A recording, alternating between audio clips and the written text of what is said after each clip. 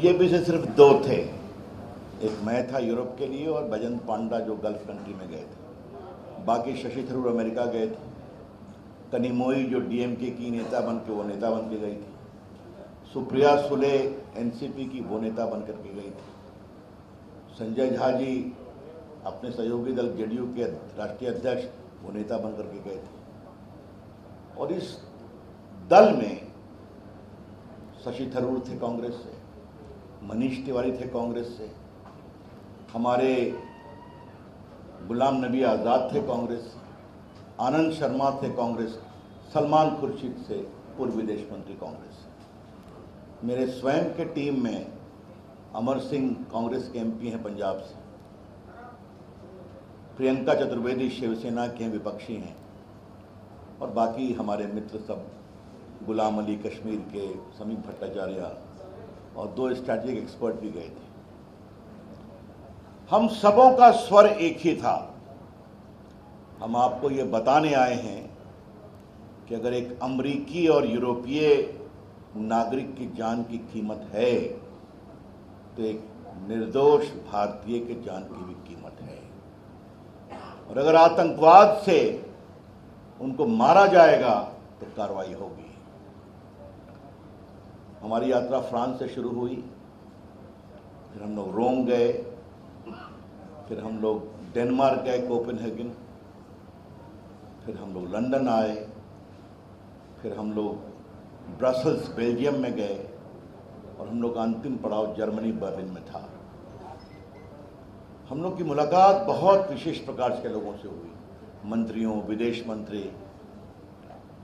उसके अलावा वहाँ की संसद की कमेटियाँ बहुत प्रभावी हैं, foreign affairs committee, defence affairs committee, India caucus, इन लोगों से मिले, थिंक टैंक से मिले, और हर जगह मीडिया मुझे संबोधित करना पड़ा।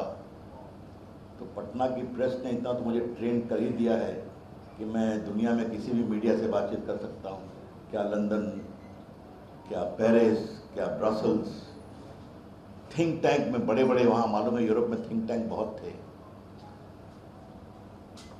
हम लोग हाउस ऑफ कॉमन्स के स्पीकर से मिले, हम लोग यूरोपियन पार्लियामेंट के अंदर भी गए, वहाँ भी चर्चा हुई। सभी देशों ने एक स्वर से पहलगाम के इस बर्बरता की जबरदस्त निंदा की। ये मैं आपसे कहना चाहता हूं। एक भी देश, एक भी नेता, सामान्यतः हाउस ऑफ कॉमन इंग्लैंड के स्पीकर कम बोलते हैं। जब हम लोग उनसे मिलने गए तो उन्होंने कहा, no terrorism is any form is not acceptable, we condemn it. ये बहुत ही अच्छा लगा। हमने ये भी कहा, हम पाकिस्तान के नागरिकों के विरोधी नहीं हैं, लेकिन पाकिस्तान की समस्या है कि वहां के जनरल्स पाकिस्तान चलाते हैं, और जनरल्स आतंकवादियों को अपने मंसूबों को पूरा करने के लिए उनका दुरुपयोग करते हैं। ये जनरल्स न जनता के द्वारा चुने हैं, न जनता के द्वारा उत्तरदायी हैं। हमने ये भी बताया कि सारे आज़ादी के बाद से हिंदुस्तान के नेताओं ने उनसे रिश्ता बनाने की कोशिश की।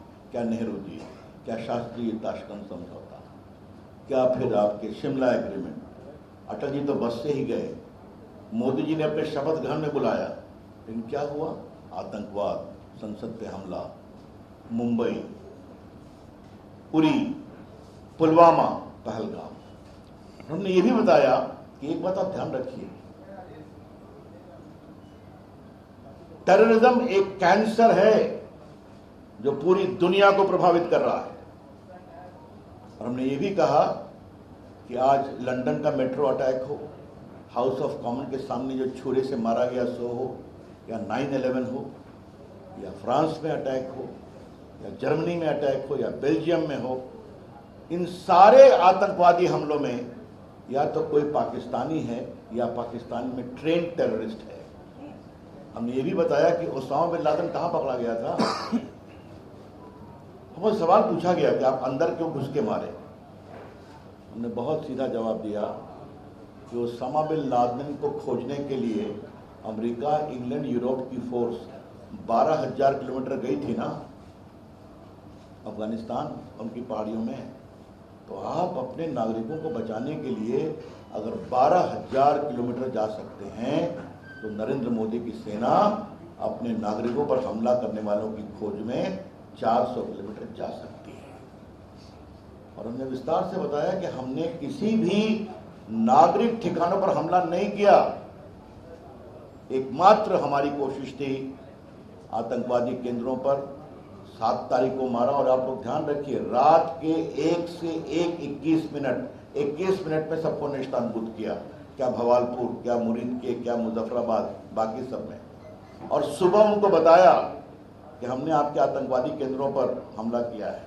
उन्होंने कहा हम आपको जवाब देंगे और मिसाइल से हमला किया। आज मैं पटना के अपने प्रेस मित्रों के सामने इस बात का अभिनंदन करूंगा कि भारत की एयरफोर्स कि आप लोग तारीफ करें। इजराइल तो छोटा देश है, हरियाणा के बराबर, हम भी उसका सम्मान करते हैं, उसका एयर डिफेंस मजबूत है। लेकिन हमारे एयरफोर्स ने और आर्म फोर्सेस ने लद्दाख से लेके भुज गुजरात तक का 3,000 किलोमीटर एयर डिफेंस इतना मजबूत रखा कि एक भी मिसाइल अंदर नहीं घुस पाया। और जब नहीं सुधरा तो हमने उनके 10 एयरफोर्स के स्टेशन को नेस्तनाबूद कर दिया और फिर उसके बाद उनका एयर डिफेंस बर्बाद कर दिया। तब पाकिस्तान घुटनों पर आया और विदेश में गया बातचीत के, हम बातचीत करना चाहते हैं। तो हमने साफ कहा, और ये मुझसे पूछा गया अमेरिका के बारे में, बाकी के बारे में, कहा कि दोस्त लोग फोन करते हैं परेशानी में, क्राइसिस में। हमने साफ कहा पाकिस्तान को बात करना है तो हमसे बात करें सीधा। तब पाकिस्तान के डायरेक्टर जनरल मिलिट्री ऑपरेशन ने फ़ोन किया तो कहा कि हम गोली चलाना बंद करना चाहते हैं। तो यहाँ से साफ कहा गया डीजी मिलिट्री ऑपरेशन से, आप गोली बंद करेंगे तो हम भी गोली बंद करेंगे, आप गोली चलाएंगे तो इधर से गोला चलेगा। तो आज ऑपरेशन सिंदूर पॉज पर है। हमसे कई जगह पूछा गया कि भारतीयों ने, हर जगह भारतीय बहुत आए थे। लंदन में हम लोग के लिए सौभाग्य था, 800,000 भारतीय सुनने आए थे। बर्लिन में आए थे, कोपेनहेगन में आए थे, पेरिस में आए थे। कोपेनहेगन में तो मुझे आश्चर्य लगा कि 10 पाकिस्तानी बाहर खड़े थे, नारा लगा रहे थे, और अंदर 500-700 भारतीय बैठे हुए थे हॉल में। तो हमने कहा मित्रों, IMF का लोन मिला है तो कुछ पैसा भेजा गया है कि क्या बात है, भारत की जय जय हो रही है, जाके कुछ खुराफात करो। 10 मिनट में चले गए वो भाड़े के लोग। पूछा गया कि ऑपरेशन सिंदूर नाम क्यों दिया। हमने कहा अगर बेटियों और बहनों का सिंदूर उजाड़ा गया तो उन आतंकवादियों को उजाड़ने के लिए ऑपरेशन सिंदूर है। दुनिया ने हमारी इस बात को बहुत अप्रिशिएट किया और हमने हर जगह एक ही बात कही कि 47 में हम दोनों एक ही दिन पैदा हुए थे। 14 अगस्त की रात में पाकिस्तान, 15 अगस्त के रात में हिंदुस्तान।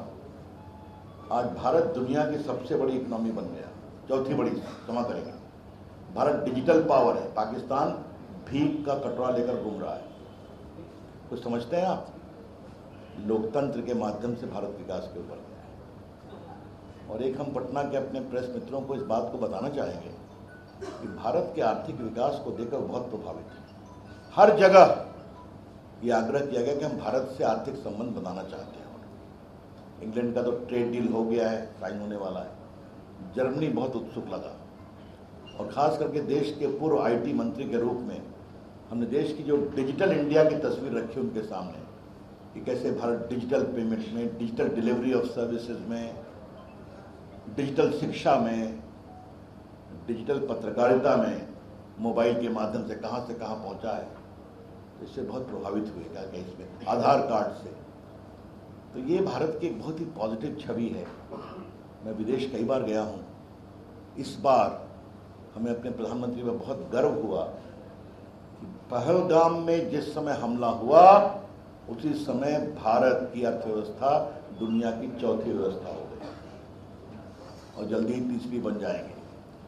तो जो भारत की एक ताकत है, आर्थिक ताकत, दुनिया इसका सम्मान कर रही है और इसीलिए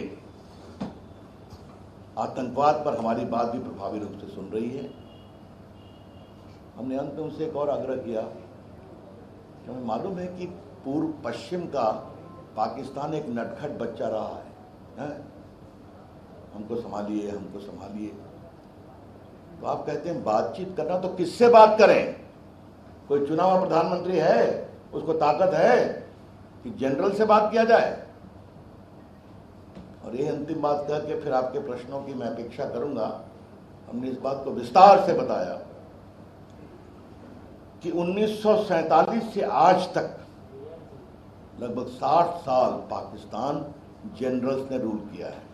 अयूब खान 10 साल, यहिया खान 7.5 साल, जियाउल हक 11 साल, मुशर्रफ साहब 9 साल, जो मुनीर साहब हैं तो कमाल की चीज़ है, फील्ड में पिट गए और बन गए फील्ड मार्शल। हाँ, तो जिस पाकिस्तान में सेना का, इसीलिए मैंने एक बात कही जिसको भारतीयों ने बहुत सराहा, नेता और जनता बनाती है अपना देश, पाकिस्तान की सेना ने अपने लिए बनाया पाकिस्तान।